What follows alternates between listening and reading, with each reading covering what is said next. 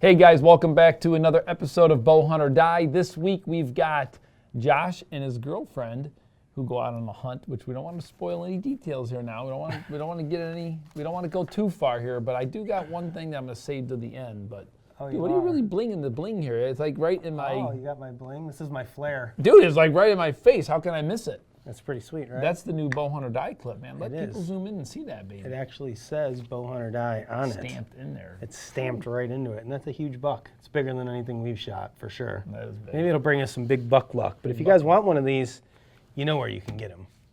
On our website with all the other great gear that we have on the website for purchase. So make sure you guys check it out. Christmas is coming, although you probably won't get it in time for Christmas. So if it's a Christmas gift, don't bother. But if you just want one, you can give after Christmas gifts. What's the difference?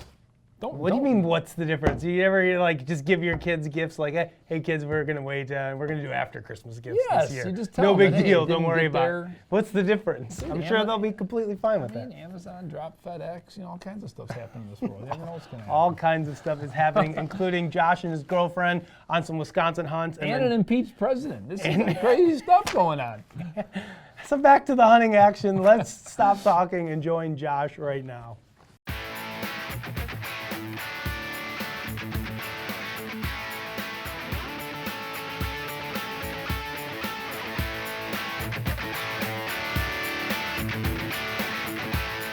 So we went down to the southwest part of the state where Sarah's family farm is, and it's in the bluff country in southwest Wisconsin. And our mission was to try and get Sarah a buck. I'll let you tell the folks basically about the buck we call 50-50 and the run-ins we've had with them. If you just want to run through day by day of what we had. So the first evening we were out there, I had a couple little bucks come through.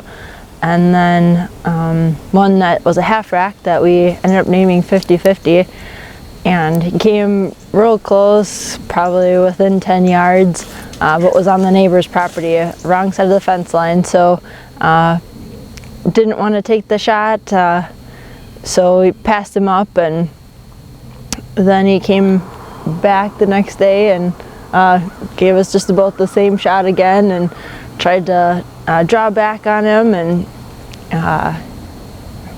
something went wrong with the release and the arrow flew off into the cornfield before I came to full draw, so that was kind of surprising.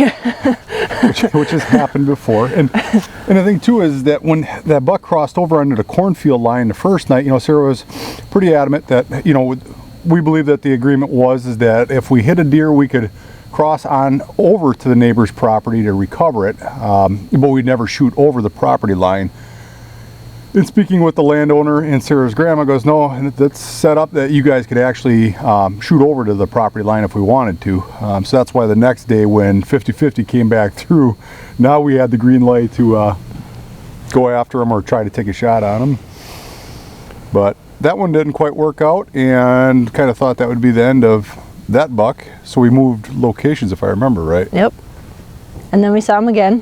Came back again. Spotted us through a pine tree, which not quite sure how that worked, but wasn't scared, just kind of saw us and did a few head bobs and went around us basically, but never flagged his tail, just kind of went along, and that was kind of the last we saw of him. We went to a different spot, and just before daylight had 3 bucks within hearing distance of us. We heard 3 grunting. One came down one trail, one came up behind us within 10 minutes of each other, and another one was grunting behind us in the brush. And it was just too dark. I couldn't. We knew they were bucks because you could hear them grunting, but I couldn't see any headgear on the one that came past. And I was like, if it's too dark to see, not be able to see headgear, it's too dark to be able to find the shoulder and be able to put a good shot on him. So let those guys go, and those were kind of the last deer that we saw that day. Yeah, there was actually good activity. They were sitting in was that white pine plantation? You know, it's real thick pine plantation, and those bucks were moving good. We had a game camera set up there. We got some actually really big bucks on this farm. There's definitely some giants there. My highlight was trying to help Sarah out, and this is her first year bow hunting, so being able to sit with her in the stand, and you know, that's one thing that is nice about hunting together is you're able to, instead of just telling the stories, you actually live it together to be able to see it. And she did a good job. All in all, it was I liked it. I had fun. It's kind of nice. First chance I had to hunt private land where I could ride around in an ATV. It felt good. It felt good. Now I know why Todd doesn't hunt public land, just for the record. I'm starting to learn why those guys don't. But anything else? One thing I learned was there's a lot of close calls, and it can get frustrating for if you're starting out like me. I was like, man, we're so close. Why can't we get these deer? We saw at least 10 different bucks on the property in those 5 days and didn't shoot any of them. So it's a little bit frustrating from that aspect, but sometimes you have to make that call, and it's a game of inches, like you always tell me. So we're going to keep trying, and hopefully this season we connect. Yep. Good learning experiences, though. Bow hunt or die. Welcome to camp. It is November 1st, and we are at Camp Jackpine. This is a trek that I do every year. Come out here for a week and bow hunt. This is big timber, public land, and got camp all set up. We got our cook tent here behind me that we do a lot of the cooking out of. Got my camper here, and my brother's out in the woods right now. I finally got everything kind of all set up and camp organized. Waiting for a good buddy to come in. His name is Earl. He is from Idaho. Now, these Idaho folks, and Earl is one of those guys that wears brand name camo that sounds like a sneeze, that is overpriced for you mountain climbers. He also does push-ups while eating his mountain ops like it's a bowl of cereal, and he goes to bed at night with a poster of Cameron Hayes above his bed. So we're trying to get him to the dark side and get him to hunt some whitetails. This is his first whitetail hunt. He's hunted elk, hunted muleys out in Idaho, but has never been to Wisconsin, so we're going to try and put him on some whitetails. We're trying to see if we can get that Cameron Hayes poster tore down, and let's see if we can get him to put up a poster of Todd and Justin above his bed. So waiting for a good old Earl to get into camp here, introduce him to some whitetail hunting, and let's get ready. Yeah, the rut is here. It is go time, ladies and gentlemen. This is Idaho Earl. Yeah. I was really happy to see hills. Oh, you like that back there? How's it going there, guy? Good, yeah. Good. I actually even took a picture of it. Was like, There's wow, hills in Wisconsin. there's hills here. That's impressive. I sent it to my brother. Like, So what we're trying to do is get him to get away from his mountain ops, the camo that sounds like a bad sneeze, and his Cameron Hayes photo that he has above his bed, and get him to be a whitetail hunter. So, welcome to Bow Hunt or Die. yeah. Well, it's November 2nd, and it's morning. Right now it's about 9 o'clock in the morning. We got a dusting of snow that came in last night. Good, cool morning, probably in the mid-20s. Hunting big timber, public land here, and I got 2 inside corners. I got an inside corner in front of me of a cutover, and I got another cutover right behind me that's an inside corner. Creates a bottleneck and a pinch. And these bucks like to cruise and cut both corners, so that's why we're set up here. We did have look like a little spike walk along the edge of the cutover. I got good old Idaho Earl behind me because it was dark out. We gotta put him in the stand. There's a nice scrape just back here, and it kind of creates another bottleneck, and it follows a waterway that they couldn't log. So he's in that bottleneck sitting behind me. beautiful morning, but we're gonna sit tight and see what happens here. That's a big shooter.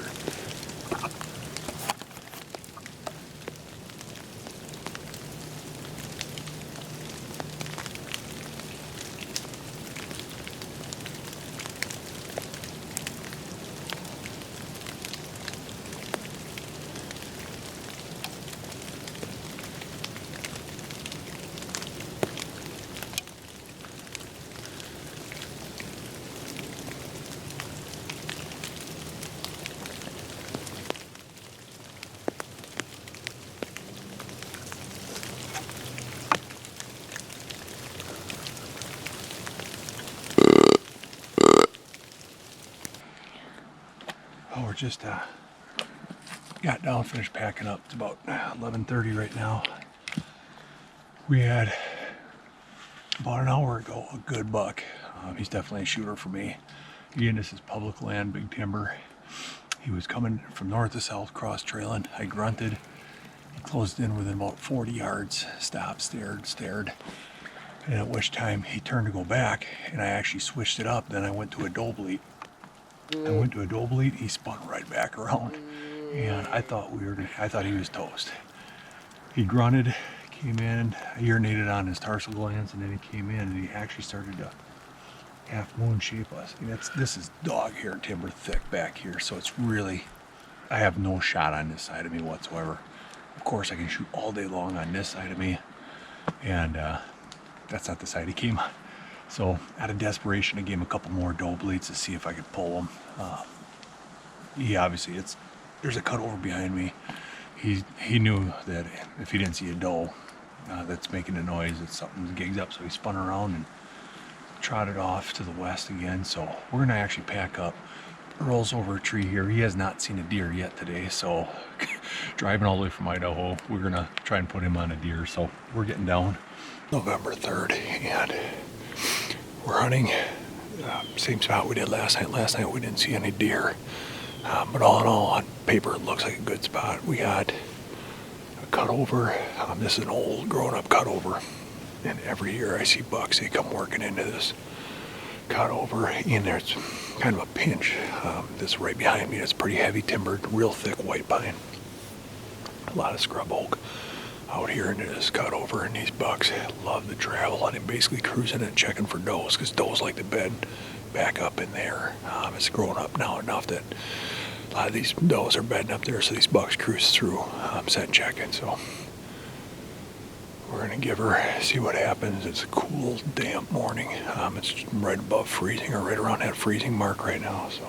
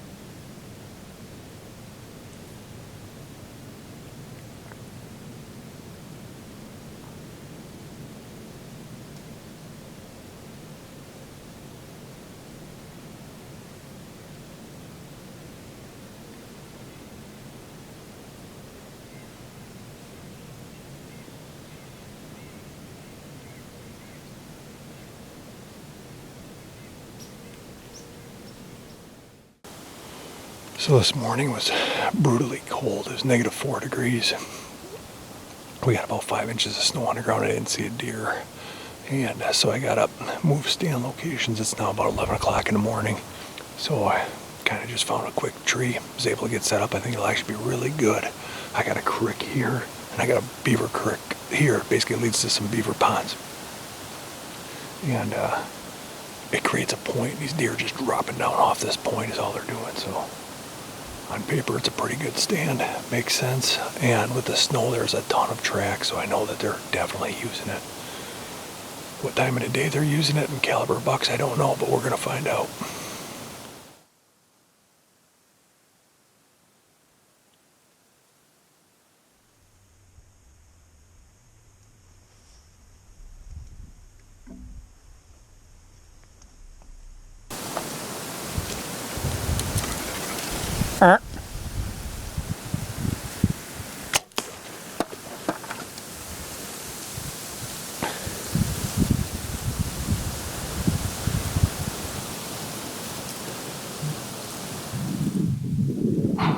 just shot a good buck.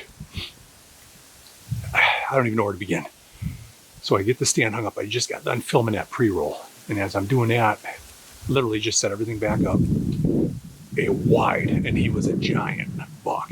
He had to be at least 20 inches wide. Come running through his mouth wide open at 12 yards, 15 yards, just zipped right out through. I couldn't even get my bow in time, much less get the camera on. Stand around, watch a little bit, shut the camera off, put the bow back up, and all of a sudden I turn my head and this high, tall buck comes running on in. I'm trying to get him to stop and get the camera on him to record, so I'm going "Marr, marr," with my voice. And I look down at the screen and he was still running. So I'm grabbing the release, and I look up and I just go "Marr," to get him to stop. He was already stopped. I didn't need to do that anymore. But it was just a split second, so I was able to get a full draw. Shot looked like I smoked him. He did a good mule kick, went down along that creek bottom, and then kind of came up. I think he piled up in there. He's a good buck. He's not nearly as big as that first buck, but real high. Just happened so fast. I was just able to get the camera on like that. The shot take place. What you guys saw is just shy of what I saw. Introducing a new level of image quality featuring crystal clear video, sound, and stunning images day or night. With adjustable range control, ultra-fast trigger speeds, and all new software innovations, you'll never miss an image. Stealth Cam, proven. All right, went back to the truck, took a bunch of my gear back, brought the game cart. I'm back in here a little ways, and just got back. I put a little orange marker here, just kind of mark where the initial impact is. I walked 5 yards and I got blood spraying already, so he's either hard or double lunged really good. I got good bubbles in the blood. Snow makes it real easy, so we're gonna pick up the track and let's go find him.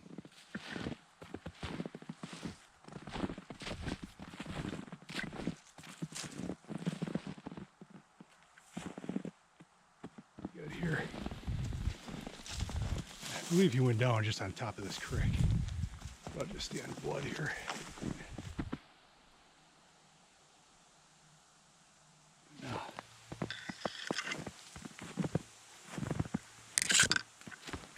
Boom, there he is, buck down. Well, here he is, got him out. Using some thick brush here, but he maybe went 100 yards tops. Double lung or heart shot him. Not a giant buck by no means. I know a lot of guys got a lot bigger bucks, especially with pro staff here. But it still doesn't make any less of a buck for me. This is public land, big timber hunting. The last 2 days I haven't seen a deer. This is the first actually buck I've seen I think in 3 days of hunting. I wish I'd have gotten the first buck that came through. Bird in the hand's better than two in the bush.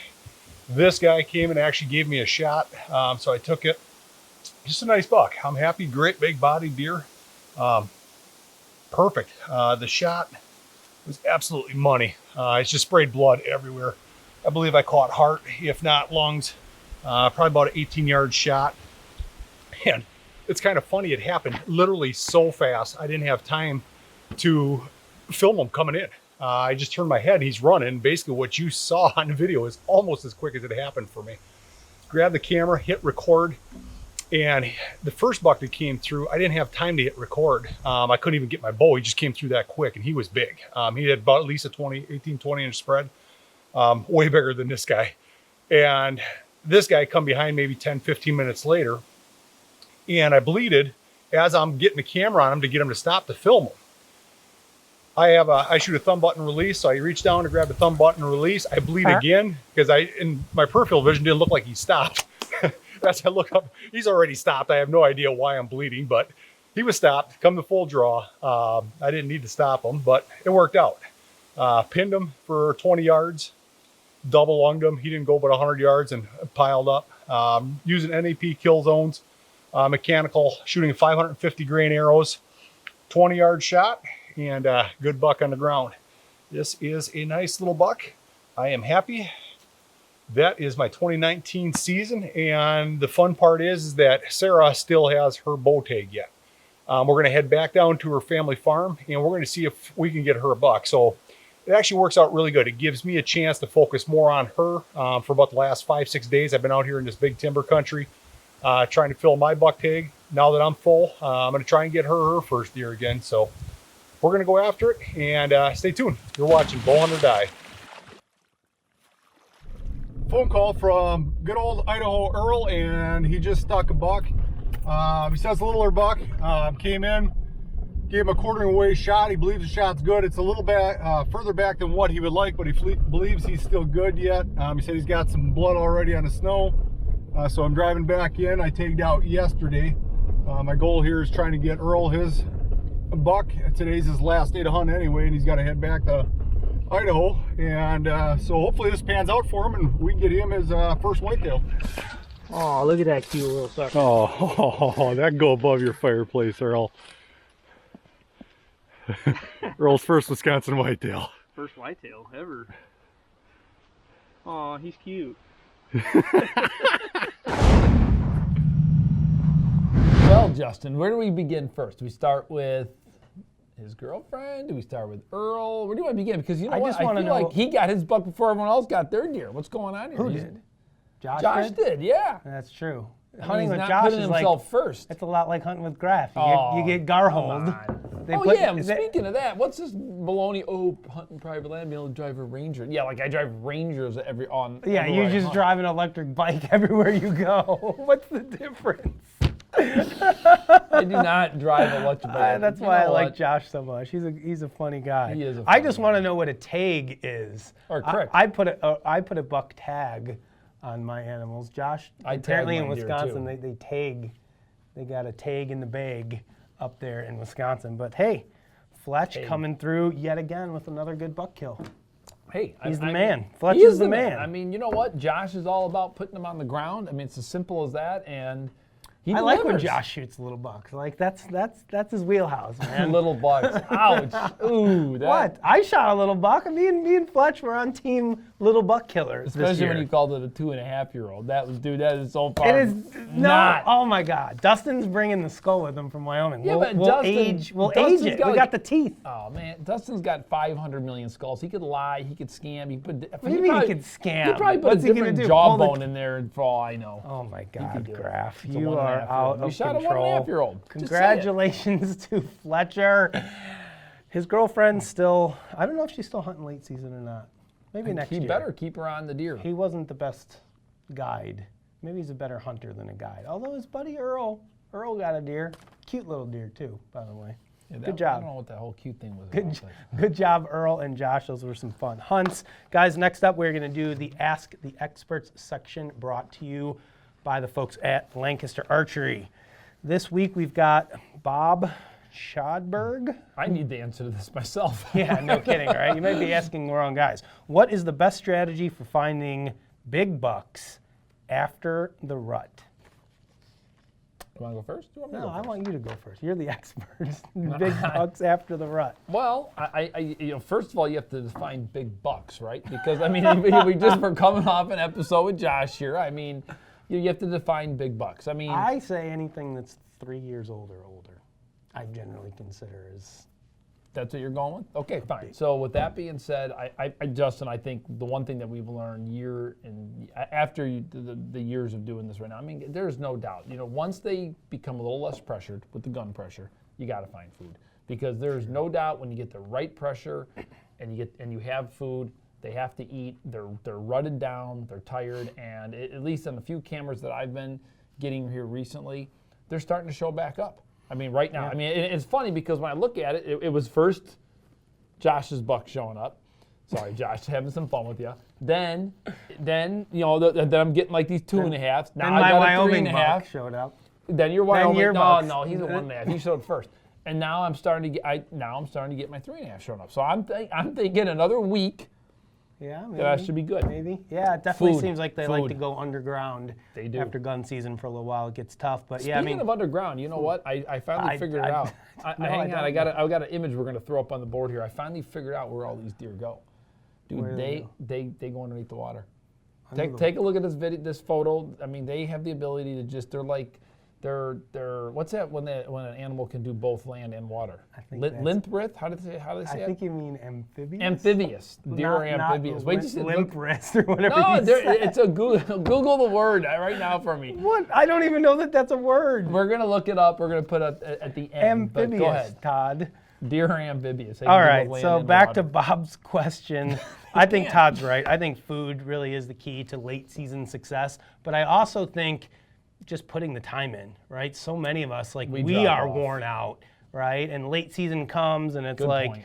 you know, we all want cold weather during late season. I know I'm like looking at the forecast going, oh man, it's not nothing. going to be cold enough. But the fact of the matter is, like, if they need to eat, they need to eat, right? I mean, whether it's 5 times a day or twice a day, they're still going to need to eat. You still need to be in the woods. Just keep hunting hard, be smart, try to find some food, and hopefully that leads you to success. No cold weather coming. It's not good. No, it's not. Yeah, but I'll tell you what, dude, last year my trail cameras on like warm, sunny days in December, I was getting like midday bucks feeding in my food plots last year. I feel like the deer are a lot like us. They're like, oh man, it's warm, it's sunny, it's nice. I'm gonna go get up and move around and stretch my legs, because on those cold days they're just like hunkered down. They're like, this sucks being a deer. I tell you what, it's not I did fun. see anyone that lives in Wisconsin, there is at least one giant buck left, because I was cruising through Wisconsin yesterday. Man, he was a dandy.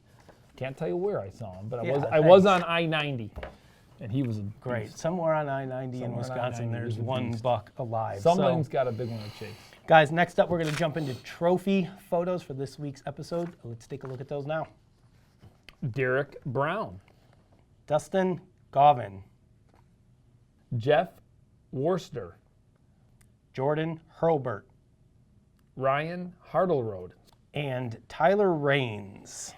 Hey guys, congratulations. Those are some great trophies. This week's winner, I'll tell you what, I don't know if just the way the pictures worked out, but whew, I don't have the pictures. You got the pictures. Right there. Ryan Hartleroad, you nailed it. I mean, that buck is laid out perfectly. There's only one small, I mean, listen, we got to beat everyone up, but this just seems like what we do. He didn't tuck the rear legs. Otherwise, this picture is mint. Yeah, but Oh, he may have gutted the deer. He did. well, gut he the deer. did. But I mean, you could still tuck him. But he did the right thing. When you can't get him tucked, because sometimes it is a pain, you just crop the photo so you don't see him. in the No, back. listen, you just got to keep working that rear leg, and eventually you just get in. It's a bit of a It pain, but can it be can done. be done. You just Can got be to done. use a little muscle. But congrats to Ryan. Justin, I got some notes here, so don't. I know, too I know. quickly. So congrats to Ryan. Make sure you get us your info. We will get you your HS sent away and Buck Bomb prize package sent out to you guys. Make sure you keep those trophy photos coming. We got a lot of great episodes still left. A lot of chances to win. On to you, sir. What would you like to talk about to end today's show? Well, there's two big things coming up, right? ATA show. Wow. I mean, it's kind of freaky to think about that. Why does it got to be right during your hunting season? It's just so. Everybody always complains. It's still during hunting season. Move it Can to you like guys February. move it? Just move it. It just stinks. Okay, know. let's stay focused. But ATA is coming. As always, we're going to be there. Actually, this year is going to be kind of an exciting year with a couple changes. We're going to have our own booth there. We're going to be getting there a little bit early. We're going to be changing things up, so that's always fun. But we also have the big, huge showdown coming between Justin and I at the Does it give you Lancaster anxiety Hunt. just to think about it? Like, does it make you nervous thinking about going to Lancaster and shooting? I- You didn't have to go yes. last year. No, I listen. Last year, I was like dying, dude, dying. Listen, Anxiety, like you. any of the pros, anyone that goes there and does, listen, I give them all credit, because you know what, dude, they're tougher than I am. There's no doubt. I freak out. I do. I'm not gonna lie. I freak out. It makes me nervous just thinking about it. I'm right now. freaking out I about started thinking about it. practicing the other night in my basement. You did? Well, I mean, not like just in my basement at like 5 yards. I was just like blank bailing whenever, eyes closed, releasing, just like trying to focus. Dude, you on can't. that I don't care the what you other do in night. your basement. There's something about the lights, the people. Dude, there's no, just, yes, ugh. yeah, when you get there and me and you are next to each But other listen, and my palms are sweaty. The reality is, if you want to come, you want to have a great time, you want to Yes. shoot, the Bowhunter Division's fun. It's- We're going to it's- be there. It's stressful, but it's a fun stressful. Oh, it is. And you get to Right. be around a ton of people. You get to learn a ton of stuff. So make sure you sign up for that. Make sure you come. We're going to be there.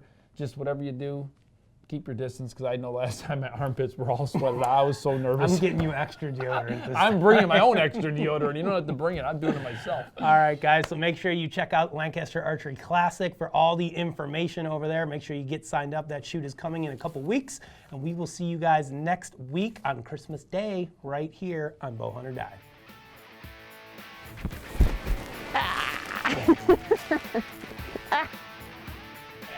Brandon, can you hear me? Okay, I just Yeah, want he to can do hear the you. whole test thing. I just want to make sure you heard me. Okay. Good job, Graf. Good job. Good job. Dustin. What the hell is that? Finally. think?